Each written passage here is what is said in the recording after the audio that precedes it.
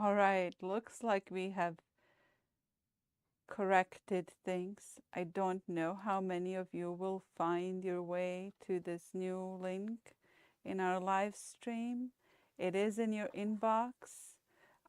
We had an interruption starting the original link. I hope many of you will find it. If not, you will see the replay. It's day 4 of our magical sock knitting journey. And many of you are going to have um, work already at this point where your gusset is being shaped. But today in our video, I want to review with you the shaping of this heel turn. And gusset is more time consuming, and you have a pre-recorded tutorial in this playlist as well as in your email inbox. And once we get situated with the heel turn, we're going to look at the magical keys in this story for today in the fairy tale realm, the story of the old woman in the woods. And we will discover some of the magical tools that are hiding within that tale that we can use as inspiration to imbue our magical knitting fiber creating with. So let's first take a look at how this toe shaping proceeds. And we will light the candle for our work.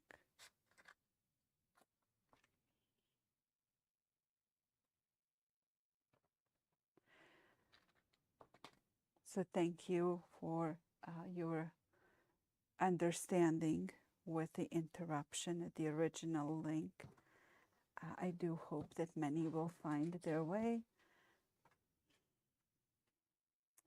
So I'm going to wait with the story a little bit to give people a chance to find their way back to the link in their inbox. But here is the point where you will start this heel turn. Now there are different ways to do the heel turn and to knit this portion of the sock, just like different ways for the flap and all of the parts of the sock. What I'm showing you in this pattern of the magical sock knitting work is really what I've found to be very, very beginner friendly and assists the beginner knitter in getting to know the anatomy of the sock while creating a pair of socks that is not too intimidating.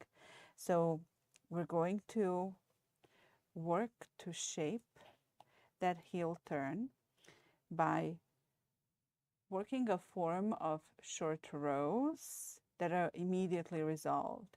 So usually you would do short rows and then keep coming back to resolve them. These will end up being immediately resolved as we work. Katie, I'm so glad you made it. I hope everyone will find their way to this stream. I am so sorry for the interruption. I don't know what happened, but I hope we recovered quickly. So here we go for that heel turn. I'm going to slip the first stitch and knit 11, so total of 12 stitches. 2, 3, 4, 5, 6, 7, 8, 9, 10, 11, 12. Now I'm going to wrap the 13th stitch. I put the yarn in front, slip the stitch, push the yarn to the back, put the stitch back in its place. I didn't work it. I just wrapped it with yarn. As I turn, the yarn wraps around. Now I'm going to purl 2. 1, 2. And I'm going to wrap the next stitch. Yarn in front, slip, yarn to the back, put the stitch back, and turn, wrapping the stitch. Now notice here that there is a gap. You're going to bridge that gap. We're going to resolve these right away. So we will knit 2, 1, 2. Now we have this one stitch before the gap. Take the stitch. See this wrapped yarn from the row before? Pick it up, put the stitch right on top of it, back. So the stitch, the wrap, and the next stitch all get worked together.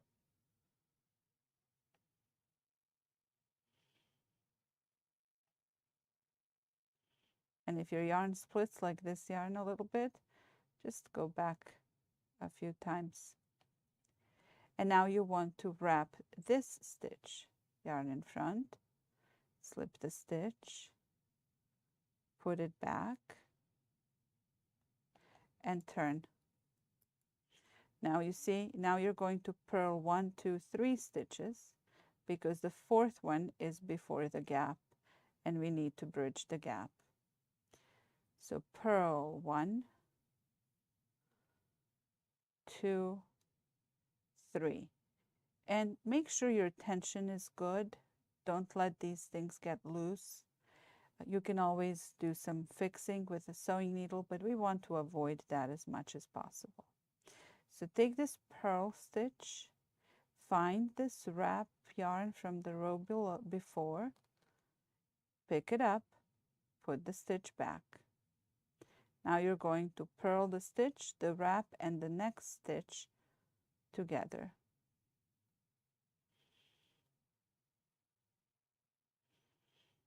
And you will wrap the stitch right after it. And you will turn. Here is the gap you'll bridge. Here's the stitch you'll knit together. So 1, 2, 3, 4. 1, 2, 3, 4. Then slip the stitch, pick up the wrap from the row before, put the stitch back, work the stitch, the wrap, and the next stitch together. Wrap the next stitch. I would love to know if you have already been doing this with the pre-recorded video. You just keep doing the same thing now until you don't have any more stitches to wrap and you've resolved all of them. So I would love to know if you're working on the heel turn already, or if you are working on the heel flap, or picking up stitches for the gusset.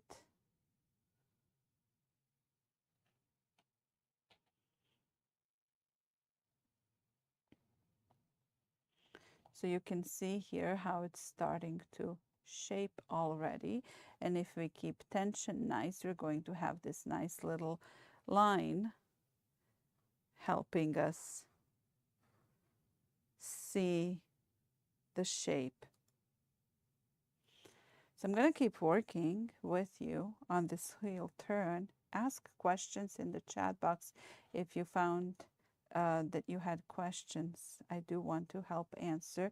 And if you're watching replay, ask in the comments. I will take a look at the comments during the week after the journey. If you're doing all of this a little later than the live streams are happening, this journey will be available to you and available for you to share with your friends until it's time for the next journey. So our previous red thread path journey is not available anymore for access. So this knitting journey is going to stay available for free until the next free journey is ready to begin. And if you want to invite friends, have them add their email to the roseandthebee.org list so that they can also know when our next fiber magical work begins. It's not going to be knitting. Our previous one was sewing. This one is knitting. We will have more knitting journeys. There's so much magic in knitting. But we will definitely be varying things between felting and tiny weaving, talisman weaving, and crocheting and embroidery. So mixed media as well. You see, I'm getting here to the last stitches. You're still wrapping. Second to the last stitch, you're doing the same thing. You keep going.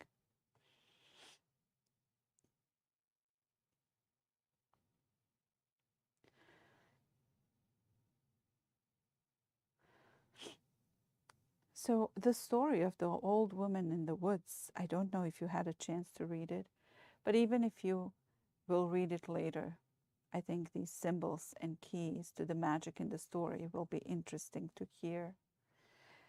First, of course, is the forest, the woods, for even the story title is The Old Woman in the Woods. And the forest here, again, is a magical space like we've seen fairy tale forests are, portals, liminal spaces, thresholds. In this story, the forest is alive. It holds hidden keys. It holds magical garments within the trees. And there are gifts hidden in the forest as well. The dove appears in the story. Now, the dove symbolizes, so there are many symbolisms, but here in the story, and this dove acts like a guide, like an animal ally, a symbol of a spiritual guidance, a messenger that can bridge the mundane reality to the magical reality, and bears golden keys that unlock not just things and doors, but also paths of destiny. It's a trustworthy guide. Other symbols in the story are keys, locks, hidden truths. We see golden keys that unlock food and provide shelter, nourishment, clothing, provide for necessities and comforts.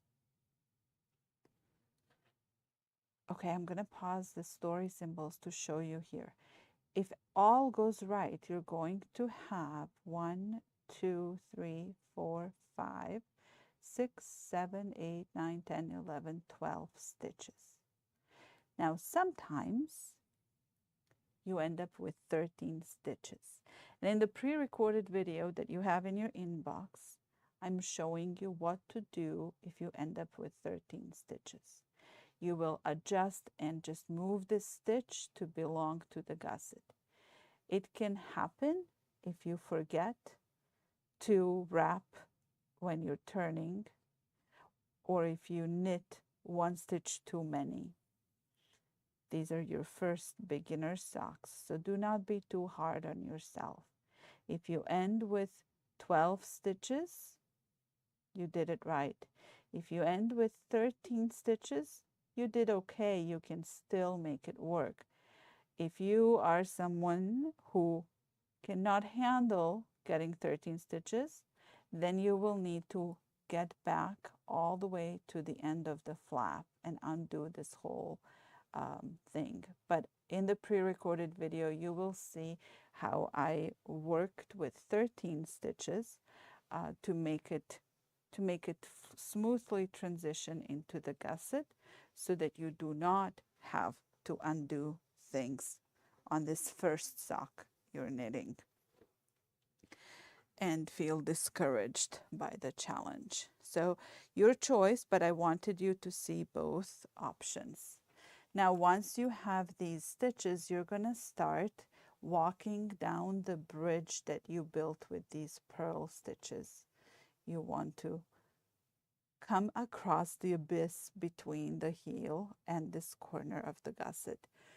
and you will see that in the pre-recorded video. It's a time-consuming process, so I think that you will want to see it in the pre-recorded video. If you lose track of those emails, you can always get back to them. You can always get back to our YouTube playlist, so live stream recordings as well as those skill videos will stay in this YouTube playlist until it's time for the next journey. So you can keep coming back to this YouTube playlist. Feel free to share it with others. Definitely, it may be a little bit out of context for them, but if you're telling them about the journey, and you can kind of help them understand what they're following along, you can definitely share this playlist with them and enjoy it with your friends. So let's connect with a few more magical aspects of today's story while you're working. Let me see here. Katie, you say you managed to do the heel turn from the video this morning. Excellent. Excellent. You did it. You had to redo it only once. That's awesome. Very nice. Very nice. I'm glad that that worked out. So in this story, we also see a theme of transformation, like so many fairy tales. When the character rescues the ring, the trees, then we see silence in the face of danger. Remaining silent was a big test. So the old woman in the story, the old woman of the woods, embodies the old guard of magic, of magical wisdom and enchantment, of ancient spells, and is in charge of testing one's character and strength and perseverance. By navigating her realm with discretion and purity, the girl in the story passes the trials. So we see here lessons where trust is being tested, where patience and faith, trust open the doors without using force, where the plain ring is key, but glamour spells mislead. The value of being humble and strong at the same time. The transformative power of acts of kindness with courage, of the ability to stay kind and courageous while following instructions and acting on instinct at the same time. Very tricky balance to master. Of power within stillness and focus. And of course, of the elemental nature realms as allies and helpers. So the girl becomes, her path becomes transformed. By quiet courage, she walks through fear. The forest unlocks itself through the golden keys of kindness and grace. She chooses truth, not glamorous falsehoods, and in doing so, the enchantments are unbound. The trees stand again, the spell unwinds, and the love expands and radiates. So if a wisdom keeper, a wise woman, or an ancient wizard were to walk us through this story, they might create it as a lesson, but they might also create it as a spell for us to untangle. I wonder what you will do with this story. Maybe the forest, as this space in between, becomes the space of all being possible. Maybe you will consider, before setting out to create change in your own life's path, going out into the woods in a sacred, somewhat wild place, to connect, to listen, and to leave maybe a little prayer, a little crumb of food as an offering.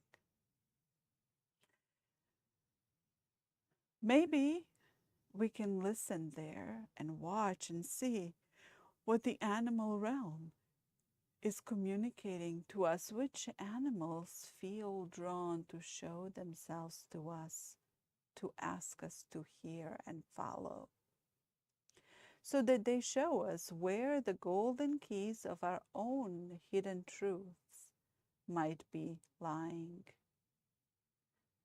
Maybe we can embroider a tiny key symbol on our magical socks, especially if the path ahead that you will be walking in these socks signals a time of transition or self-transformation.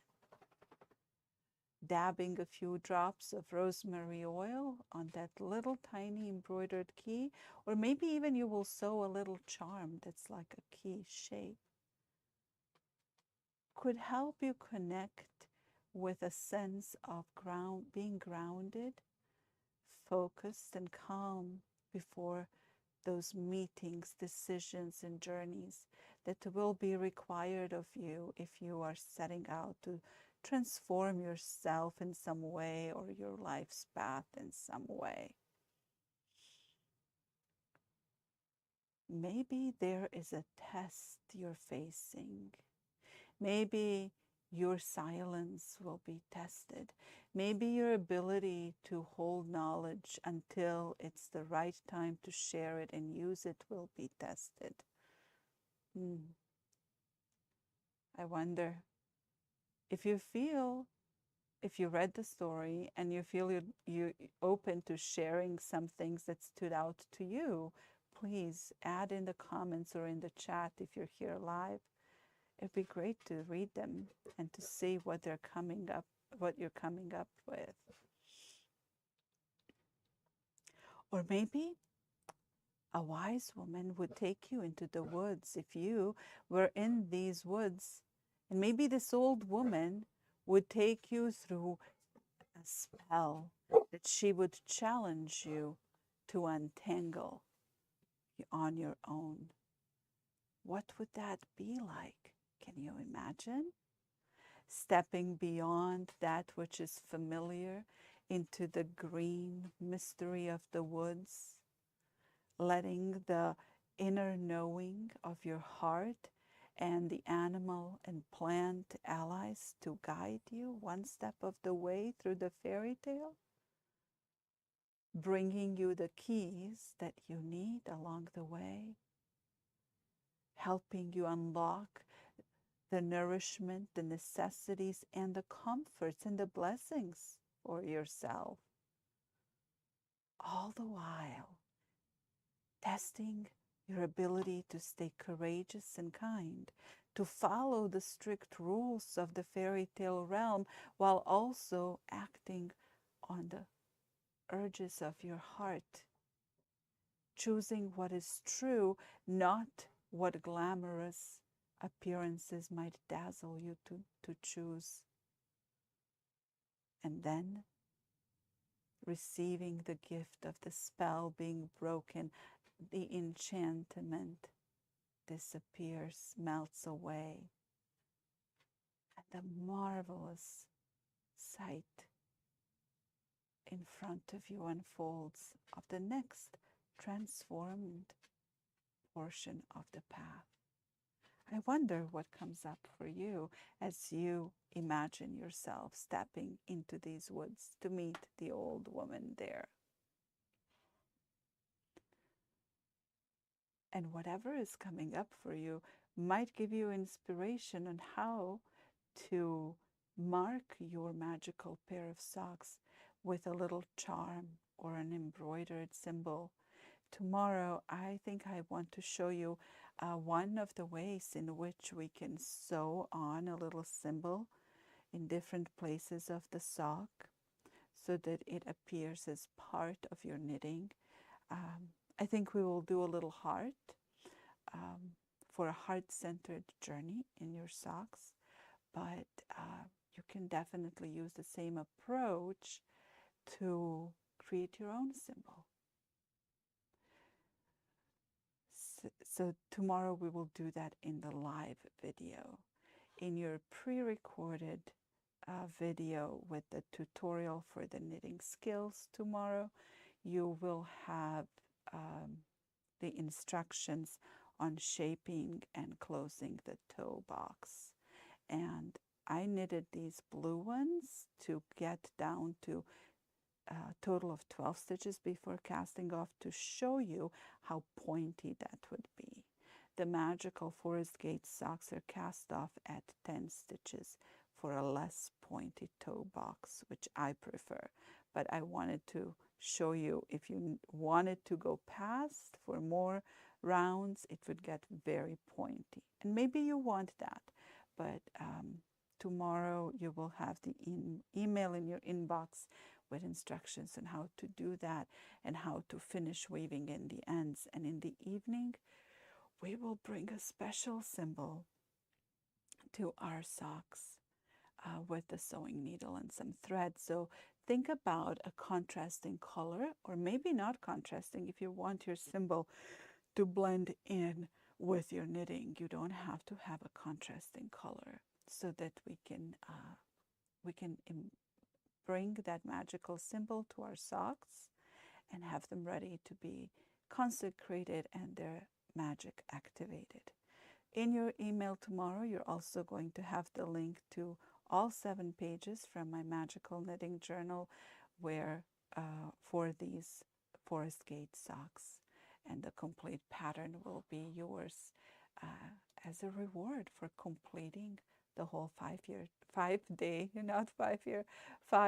journey. I'm very grateful for your engagement and your presence, and for being one of the first members of our circle here at the Magical School of Fiber Arts. So I will see you tomorrow at the same time. In your inbox in the morning, there will be all the links that you need. And please join me also on our Instagram and Telegram. And Instagram, you can share things and follow just for general posts. On Telegram, we can connect and have more of direct communication and just this specific group discussions around the magical creations that you and I are doing every day. Blessings to you, blessings on your journey, blessings on your projects. Have a wonderful evening and see you tomorrow.